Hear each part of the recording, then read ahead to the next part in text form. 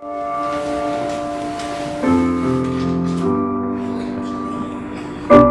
you be healer to a heart that's been wounded in a battle that's never seen? Could you be teacher to a mind of confusion? Tell me, what does this all mean? Are you deliverer? When in prison feeling in change, can you set my spirit free? And just one more question, allow me this question: could you be Messiah to me? Could you be Messiah to me?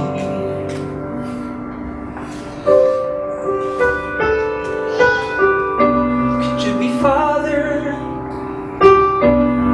to a soul that's been abandoned by a world too busy to hear?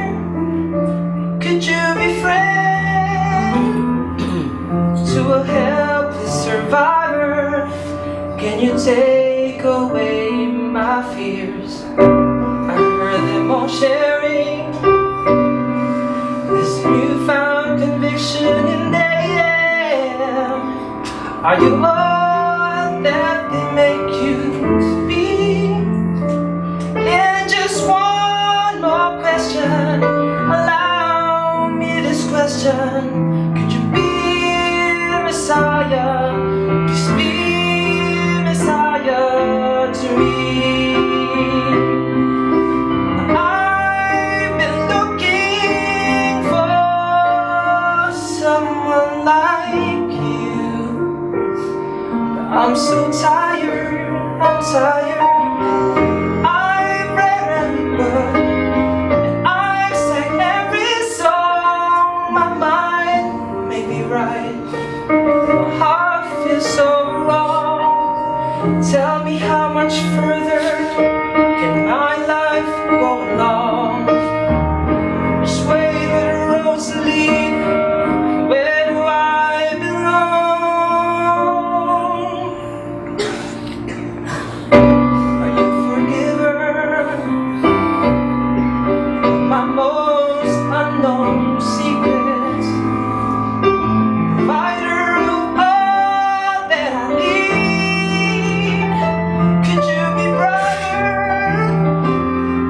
the one who knows better? Even now stand in the lead when all this is over. All the thunder and lightning in the daylight, just what will I see?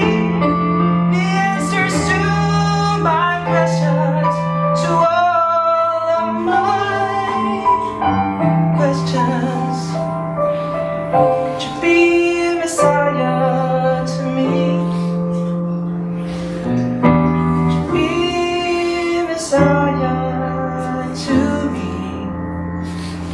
Could you be Messiah? Please be Messiah to me.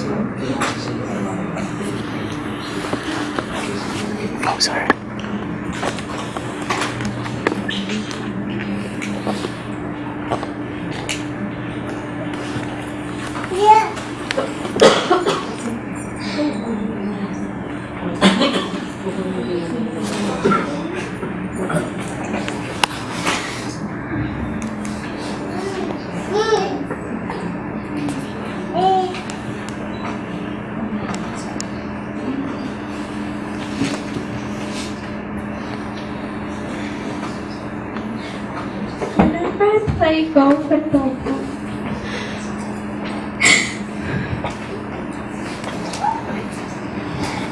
It's like I'm playing with a friend.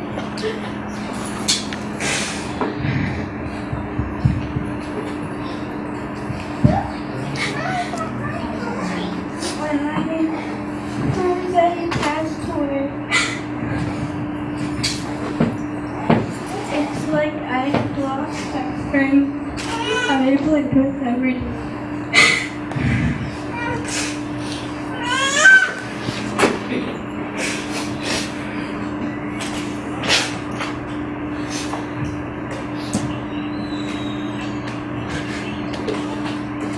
Now, before he passed away, I would play golf every day before him.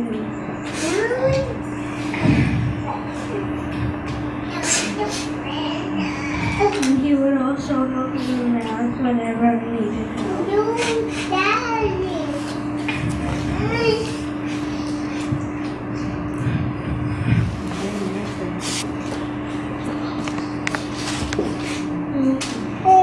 When I played golf,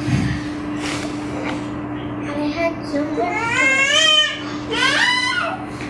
He was like my own brother.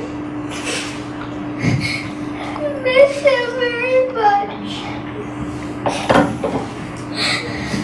I wish he was alive. Stop it! When I played golf with him, and I didn't help you, but I would ask him. And he would always help me. If he was alive right now, I would be sitting right next to him.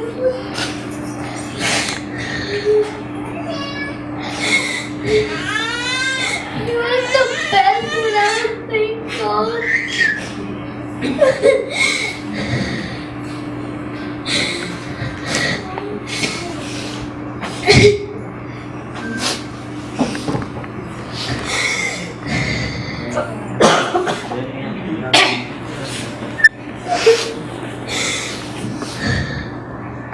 When I see him,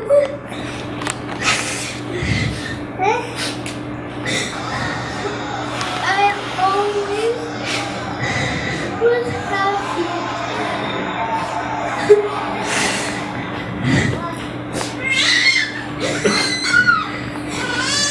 When he was alive,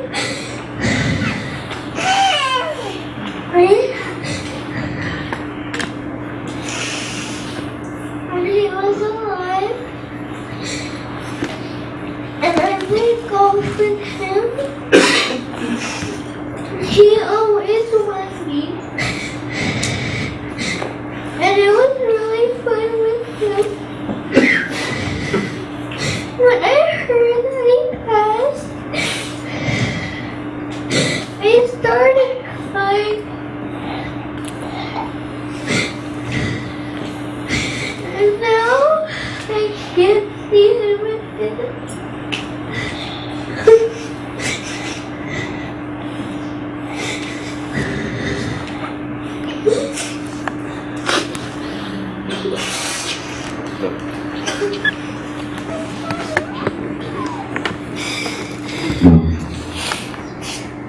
Good evening. I'm Jared. I'm Papa's youngest son. I want to talk to you guys about, of course, him as a father to us, to our brothers and sisters.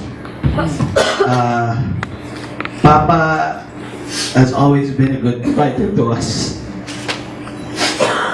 He offered everything for his family. I can't thank him enough for everything that he has given. I'm sorry. Ever since we were kids, I was just talking to this about to Tita Chito, my dad's youngest sister. I'll be honest with you, Papa was he was a tough guy to us. Tough love, disciplinarian. I used to not understand his ways. He would always correct us in everything that we do, on the mistakes that he saw. But now I understand, like, it's sometimes, you know, what the irony of it is, sometimes you really get to understand something when the person is gone. And it hurts so much that I didn't understand before why he was like that to us. Now, after he passed away, I just realized everything that he has done, all his discipline, everything was just to prepare us for this day. This day that he's not here anymore. I just wish I thanked him enough when he was alive. And I just wish that I showed him so much appreciation for everything that he has done. For the past 2 years, Papa has been battling cancer. It was when they first started that. Just to let you guys know, my mom and my dad was diagnosed with cancer back in 2003 and 2004. They got it back to back, and then it went in remission. And then back in 2009, my mom was diagnosed again with stage 4 cancer, and my dad was diagnosed a year after. It was around 2010 or 2011. When we found out about my mom, it was very heartbreaking. And then 2011, when we found out about our dad, I was very disappointed with God, to be honest with you guys. I asked him why he had to do that. One is enough, but why did he have to have both of my parents have that illness? I didn't talk to him for maybe around 3 months to 4 months, to be honest with you guys, until I was able to talk to a priest, and he explained everything. But the journey was rough for my parents. I was able to witness everything from day one. I was lucky enough to be the one appointed my brothers and my sisters to take care of my parents. And of course, I want to thank my ate, my kuya Johnny for doing that. It was very hard, but to be honest with you, I think it's the best thing that I can do for them. So while all those journey was going on, I finally realized why it had to happen to both of them. It happened to both of them because they were getting strength from each other. God wanted them to get it. It's just amazing how closer my mom and my dad got because of this illness. It's amazing the transformation that it did to my dad and also to my mom and to our family. It definitely made our family closer to each other. So I wouldn't say cancer won, to be honest with you guys. And right now, just seeing everything that happened with our family, with how my parents are, I wouldn't even be mad at cancer. Because to be honest with you, it really brought our family together. It brought my mom and my dad together. So, just my message to my dad. Dad, thank you for everything.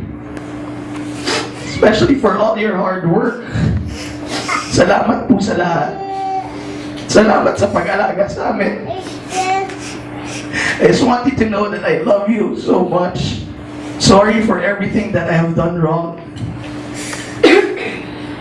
And that's like my promise to you on your last few hours. Kami na bahala kay Mama pa. We will take care of her. Pakiusap ko lang sa'yo, sana bigyan niyo pa ng mas matagal na panahon sa amin si Mama. Kasi pa hindi pa namin kaya na mawala kayo pareho. So please, bulong mo kay Lord, bulong mo kay Jesus, na heal niya si Mama. And parati niyo kami babantayan. Thank you. I'm gonna try to light up the mood since it's been really very heavy lately. I'll start with who Papa is to me or to us. I see him as our rock, and we get our strength from Papa. He truly is the backbone of our family and our provider. We had our struggles, especially in the Philippines. I remember when I was probably 3 years old, there was a time that he was absent, or there's a few months that I think he was here, trying to see if we're gonna be, his luck, and try to see if he's gonna be able to find work. So we were about to sleep already, and I was asking Mama, "Where's Papa? How come he's not here? Where is he?" And then all of a sudden, we heard a knock on the door. And when when Mama opened the door and we saw Papa right away, he surprised us without us knowing that he's coming back already from here. And I was very, very happy because we were talking about him. And to our surprise, he was there with a lot of gifts, toys.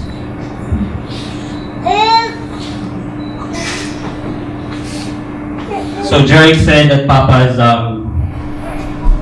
he's a disciplinarian. Yes, he is. He's very tough. But everything, his toughness is for the better for our family, for us siblings. We're not here today without him. So I remember him, the first time he probably spanked me was in San Andres. He called me to our room. I thought at first it was just nothing. I thought he was just gonna talk to me. And when we got up there, he told me to sit down, and I knew right there and then I was in trouble. So he went out again to get his belt. So while he was out there getting his belt, what I did was I got like 2 1-inch book and put it under my pants. So when he got inside, he got back, he told me, "Tapa." I was still scared because you would see his face, and when he's mad, he'll get scared. So I did what he told me to do so. And as he spanked me with a little bit of acting, I was crying and shouting, "Aray!" I was crying so hard. Little did he know that naisahan ko siya. We were talking about this not too long ago, probably about a year ago or something, and we were laughing about it, and he was surprised that I was able to do that. I guess nagmana ako sa'yo, so. Also, Papa was the one who introduced us to sports. He played a lot of tennis when we were young. Nga lang, si Jeric wala pa at that time, so the only sport Jeric knows is, I guess, Jack and Boy. If you ask him right now, he doesn't play anything, basketball, wala. Jack and Boy lang by himself inside the bathroom. It's up to you guys. Go ahead, it's up to you. Anyway, we used to go swimming every weekend at Don Bosco. And then we also would go to Celebrity Sports Complex, I think, if I remember it right. And we would go play tennis in Meralco or in Luneta with Tita Baby's siblings, with Jeannie and Totong. And I'm not sure if Pink Boy is there. And then we also used to play basketball in our garage sa San Andres. And I remember this time because he's very competitive, no? So even though I was like probably 7 years old at that time, he was so competitive that the game was very intense. And he was trying to defend my shot. Ang nangyari, he pulled my teeth over here. Nabungi ko na yun ngayon. But it was okay. It's part of the game, diba?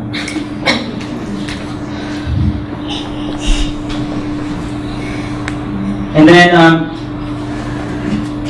after all this, Papa also loved playing golf, and I'll elaborate a little bit more on playing golf with him during his stay over here. Growing up in my teen years, we would always have talks. Papa is very full of wisdom. Talagang he taught me a lot about lectures of life lessons, and I would always listen to him all the time, from imparting the experiences with my brother, older brother. So I just realized lately na marami palang talagang magaling si Papa when it comes to life. He's very full of wisdom. No? So going here, back in 2005, I pretty much learned the value of time. First, when they were both diagnosed with cancer, and it was very, very hard for us kasi kami dalawa lang ni ate nandito. And Papa, Mama, and Kuya and Jerry was back home in the Philippines. It was really hard for us. We didn't know what to do.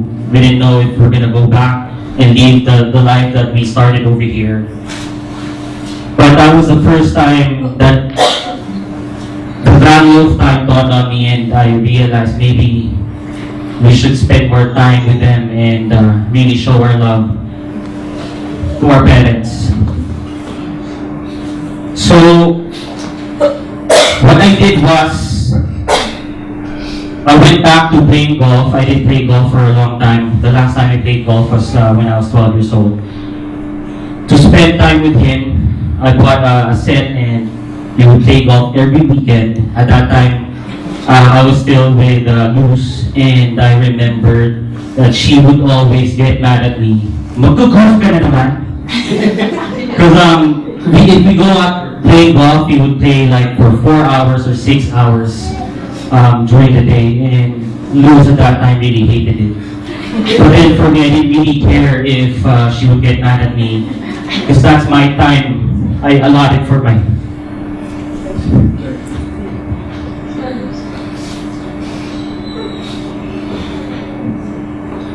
For Papa. So right now, I'm very happy na I did that. Because thinking back,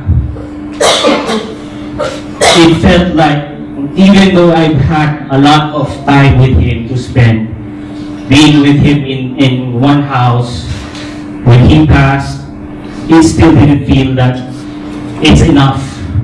So it's really never going to be enough.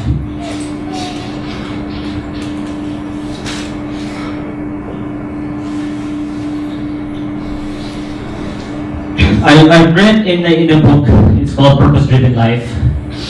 The best way to spell love is T-I-M-E. Time. And that's what I think we have given to our parents, to Papa. And I also read, because death used to be my greatest fear. I didn't want to talk about it. I didn't want to even think about it. Just thinking about death, especially for my parents, I will cry already. But I read in the book, you shouldn't fear death. You should actually look forward to it. Because it's actually supposed to be a celebration of a rebirth for eternal life. So ever since I read that book, the thought of death changed. I didn't feel death anymore. And now, we do mourn for Papa's loss here in the physical world. But then I would like to share share this moment with you guys to celebrate Papa's rebirth in eternal life up in heaven. And I do look forward to seeing you, Papa, when I die, or in my rebirth up there in heaven. I love you. I'll try my best not to cry. Medyo naiyak na ako. Nagmana ako sa ninang kong iyakin. Umiyak siya dito. Thank you for coming and spending time with us. And I just want to share with you how Papa is to me. I'm the only girl. As they already told you guys, very strict si Papa. Growing up, I remember pretty much being allowed only to go to school and back home. Wala nang kaliwa o kanan pa. Basta diretso na sa bahay. He never let me attend parties. Kahit na college na ako noon, he would only, send me with a driver, pero may curfew all the time. It's like usually parang 11 or 10 o'clock in the evening. Not even Cinderella time. Pero believe it or not, nung 4th grade ako, nakatakas ako sa kanilang dalawa. This is the most, I think, talagang alalang-alala ni Papa. Even when we were talking about it here, they thought, kasi enroll nila ako sa piano, kasi sabi nila, mag-piano ka, isa ka ng babae. So, akala nila, after school, I was playing piano, yun nga, lesson. Ang hindi nila alam, I was already in Green Hills with my friend, nagsiswimming na.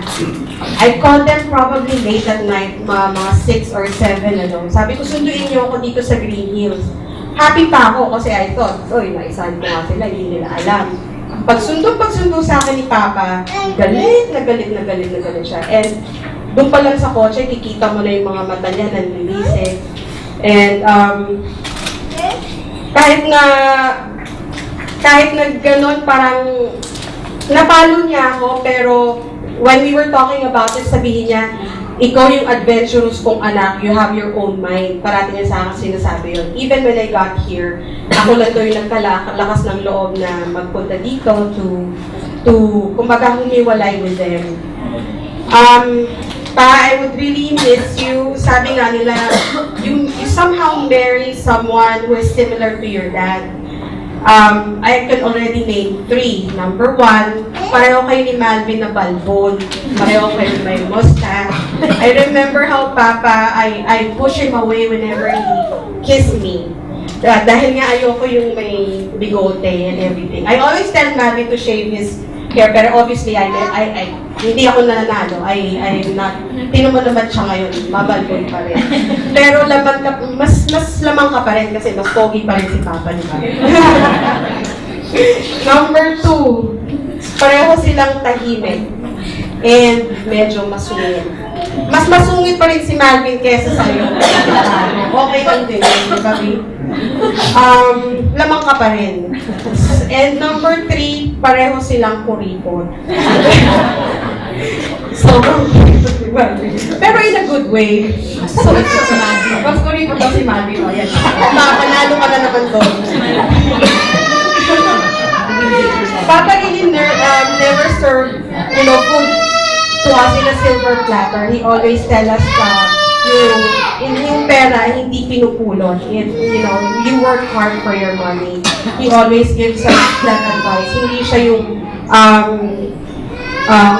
yung ano ba yun? He's not a spoiler. Whenever we ask him to buy something, he would always, kumbaga winiweigh niya, is it a need or just a want? Pagka-want lang yun, automatically he would say no. Although Mama is the opposite. Pagka hindi na kami nanalo sa kanya, doon na kami pupunta. Kasi siya naman mabigay, si Mama. Papa was never really a book smart as as I learned from Tita Baby and Tita Chito. Pero street smart siya. And the greatest wisdom he tells us was based on his experiences about life. He was really my decoder with my mom. Whenever we have fights, I would text my dad and I would say, Pa, can you explain to Mama And he would always text me back, okay. And for all you know, okay na kami ni Mama because of him. That's how he is to me. I can probably say the last 10 years, they were here in 2005. We were never really a cuddly, sweetie type father and daughter. We don't have that relationship na parati kami nagyayakapan. Pero he made sure na with my kids, Yana, Erin, and Eli, parati niyang hinahug, hinikiss. He would always say, I love you. So parang okay na din ako doon kasi I know he doesn't easily show his emotions to us, his children. Pero definitely with the grandchildren, he would always kiss them, hahabulin niya. Tsaka the most thing I remember with him, hindi ko pwedeng pagalitan si Yana right in front of him. There was one big argument between Malvin and Yana at that time. Nagsisigawan sila. Labas siya ng labas sa kwarto. He can't stand hearing Malvin getting mad at Yana. And I even told Yana, you won't sleep tonight until you memorize all your test for tomorrow. And for all I know, Mama told me the next day, Papa was like trying to listen if I really meant what I said, na ipagpuyatin si Yana. I did, pero hindi niya alam. So, okay na rin yun. So, I am proud to be a part of the biggest decisions he made for the past 10 years. When they got here in 2005, he asked me if they could stay. Of course, I'd love for them to stay. As Joni had already said, it was only me and him who were here and sila kuya nasa Philippines pa. And then he found a job, he enjoyed it, he loved his work, being an engineer.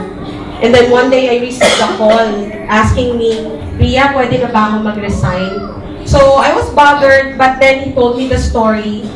When I knew na, okay, something was going on, I immediately said yes. I think he was just like worried about us kasi back at that time he was also sharing for, yung aming house expenses.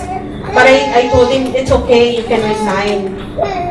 I went with him with yung trips niya sa Cedars-Sinai for the oncology follow-ups, yung sa heart bypass niya.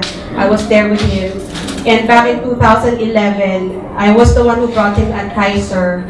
And that was the time when the doctor broke the news na meron na rin siya sa lungs. For some reason, he was just complaining of abdominal pain. Pero yung doctor made sure na he had a complete workup. May x-ray, lahat.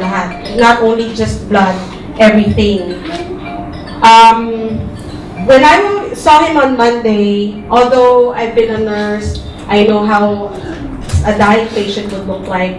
I saw Papa, he was pale, yung breathing niya talaga is labored. Pero I probably think it's really hard to accept kasi I'm very hopeful that I can still bring him home. His eyes were closed when I came. He peeked at me and parang nag-signal siya, gumagano, parang masakit. So, for me, I did not acknowledge that. I didn't say anything. Wala akong ginawa. I just kept quiet. And then the ultrasound technician came to the room asking him if he can go down to check how come he's really labored. Talagang hirap na siyang huminga. He was refusing. He was on the chair. Me and Joni were trying to put him on the gurney. But he doesn't like to go. He would always complain. And he would, the pain is there. But eventually, Mama was able to convince him to go just to find out what's going on. When we were downstairs, the ultrasound technician asked me if I can go in with him. Of course, I said yes. Joni was outside of the room. When he was tested, sabi nung ultrasound technician, I don't think there's water. So, I don't think they will do thoracentesis or something like that. So, sabi ko, Pa, see, you don't have water in your lungs. You have IV antibiotics. You'll be fine. He immediately sat up. To my surprise, nasabi niya, ayoko na, masakit. Again, I did not acknowledge that. It was as if parang bingi-bingian ako, lumabas ako, Tony was there, we were quiet again. Nag-grocery na kami sa taas. He was really having a hard time breathing. Parang sabi ni Tita Chito, may naghihintay sa kanyang, or may hinihintay siya. Doon sa mga biggest decision na ginawa niya, I always had an answer for him. But I guess, that time, I cannot acknowledge na let go siya. Kaya, bilib ako kay Jeric nung nasabi niya na tayo can go. Kasi even the last time, talagang ang hirap i-let go. Nung hiniganan namin siya sa kama, nakahawak ako dun sa left hand niya. And Mama was on the right side. Nagulat ako, he looked up, parang may ninamang ko. Parang nakasilip din siya sa taas. I wanted to ask him what he was talking about or what was he saying, but I didn't have the strength to ask kasi I kind of knew what's gonna happen next. I held his left hand, it was very cold. I tried to touch Mama's side, it's still warm. I think still at that time, he didn't want Mama to panic or he didn't want Mama to know that he's already going.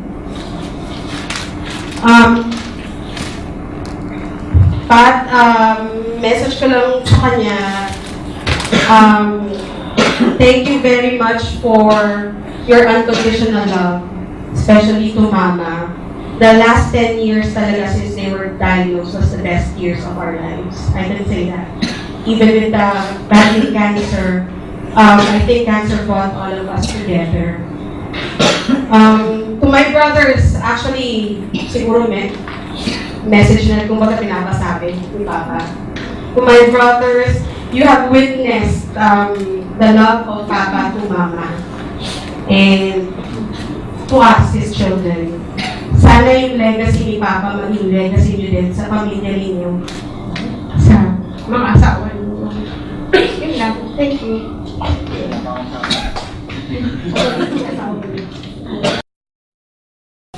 I first met Papa more than 11 years ago when JR first brought me to meet them. They were very welcoming in Masicazo, and I would be at their house or during family gatherings. I especially liked it kasi yung previous girlfriend ni JR was a stalker. They preferred me over him. So I was very happy then. We later decided to get married, so we were still in school. Papa and Mama accepted me with open arms as their daughter. I remember him saying, it's okay to get married, pero huwag niyong pababayaan yung pag-aaral niyo dahil sayang. They gave us financial support for our wedding and continued to help us until we came to the States later for residency. He was a very loving grandfather to Jared. Mama and Papa would sleep with Jared at night, so JR and I would have some rest for work and studies in the morning. He was so fond of Jared, and I know that he missed Jared when they left for the US in 2005. After all, he was a proud first-time grandfather then. It wasn't until December of 2012 when we got to spend longer time with them. They came to South Carolina and stayed with us for 4 months. I could say that despite being sick then, he seemed comfortable and healthy when playing with Jared and Justine. He made an effort to try to spend quality time with both Jared and JR, teaching them golf. He would take the time to explain the mechanics of golf, even when we had to stop multiple times to take a breath. In between. I know it took a lot out of him, but I know and I saw that he still tried. And he told me one time when we were alone that he was so proud of Jared, but especially of JR and how he turned out to be. And that he hoped he would be forgiven for all their differences in the past.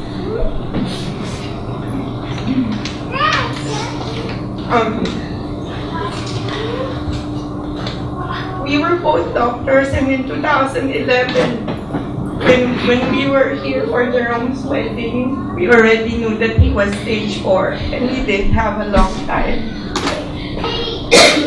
I would say that no matter how much you know, you're never going to be prepared for something like this. And even though you're in the medical field, the loss of something, even from cancer, is never really very well accepted, I would say. All in all, he was a man of few words, but I heard his wisdom in those few words. He was not as vocal as some of us are, but his actions spoke louder.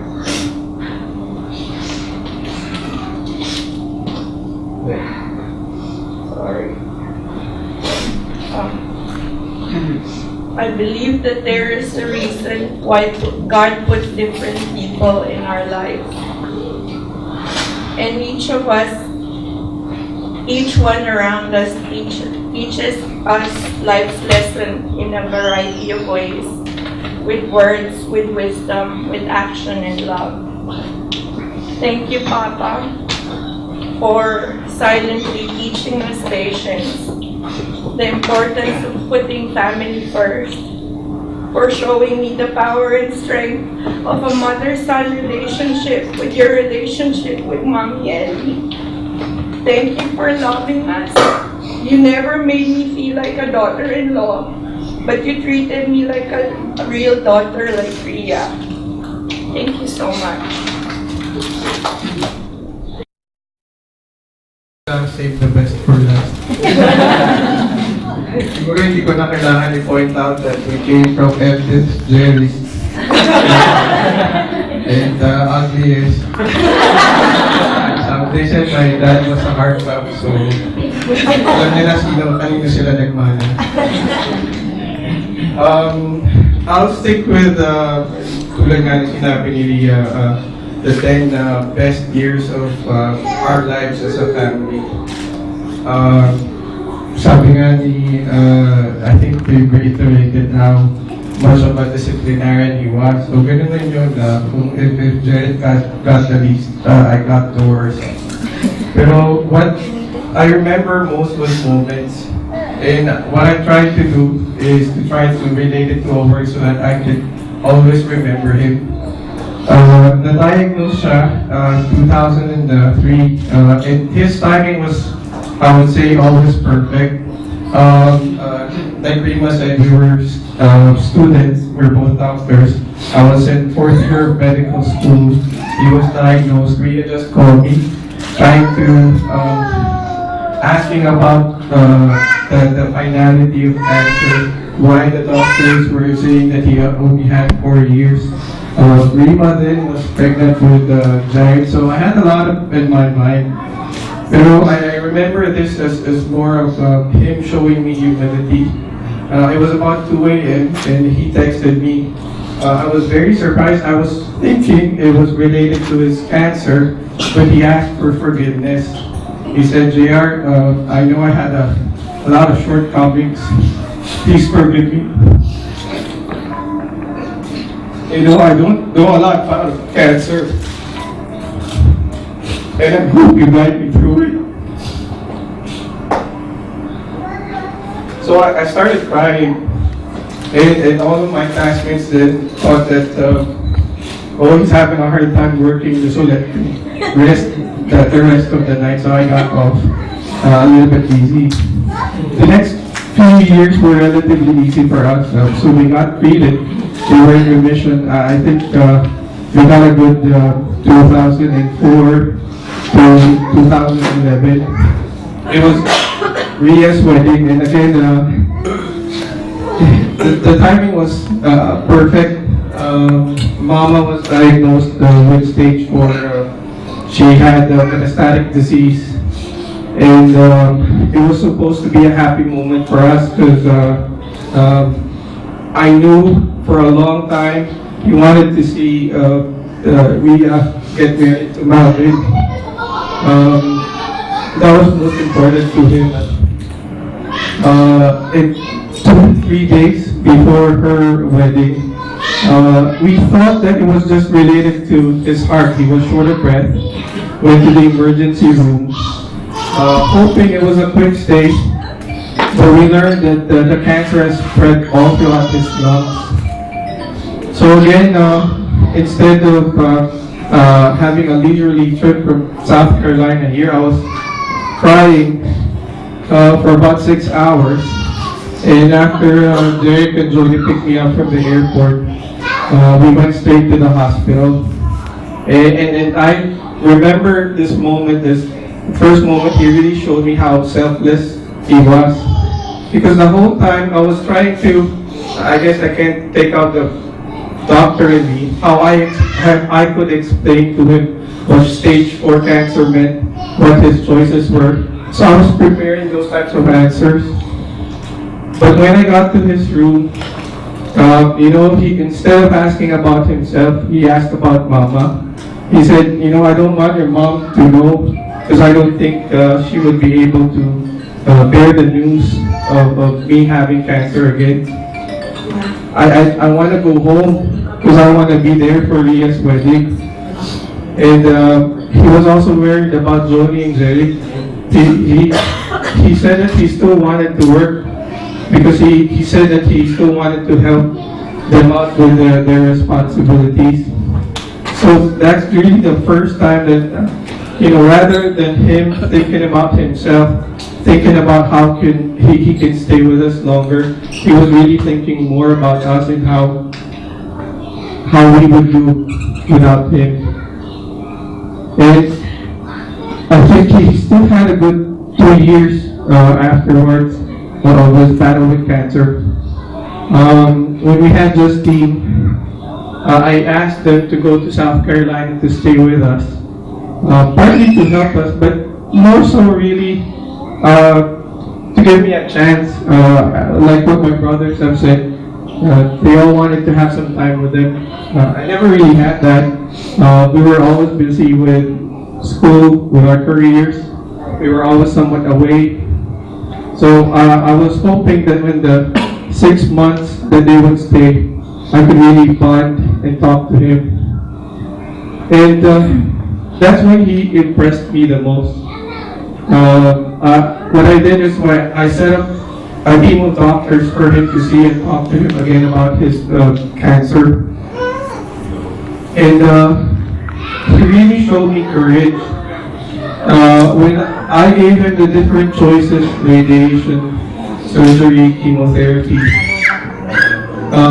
he really told me that, JR, I'm okay with the idea of passing.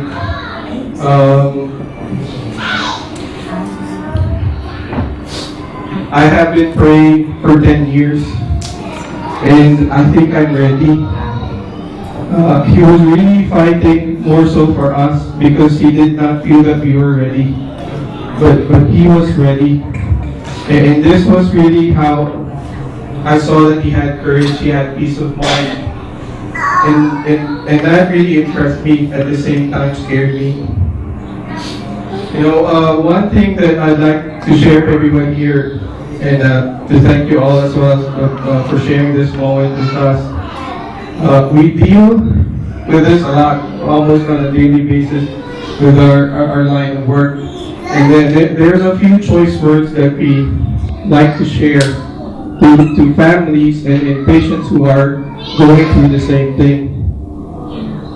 I'd always like to tell them that there's nothing I could say or do that could prepare you for this day. And it was true for us. It was true back in 2003. It was true when we learned that he had metastasis in 2011.